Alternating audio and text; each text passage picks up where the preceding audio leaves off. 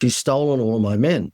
And my wife said, what do you mean? She said, well, we used to charge $50 for a men's haircut, but she's charging $10. And the sample that I gave is that we lived in a little country town in New South Wales, and it was 2 hours north of Sydney.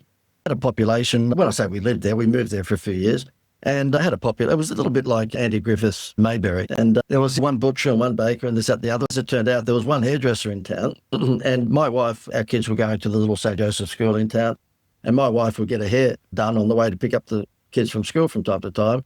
And the lady who owned the hairdressing salon's name was Kimberly, and she said to my wife, look, would John have any of that wow stuff? And Gail said, why? And she said, well, there's a lady opened up across the road, a new hairdressing salon. It's the first competition I've had in 20 years in a little country town. She's stolen all of my men. And my wife said, what do you mean? She said, well, we used to charge $50 for a men's haircut, but she's charging $10. And so men don't care. They'll get their hair cut at a butcher, right? So they just have all gone across the road to the new lady.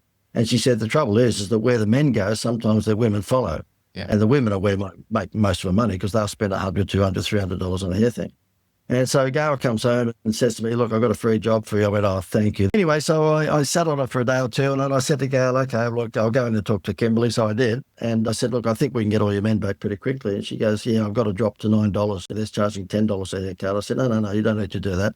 So we produced a sandwich board and we put it outside her hairdressing salon, which was directly opposite the one that had opened up across the road. And she got all the men back within a week or two because the sandwich board said, we fix $10 haircuts.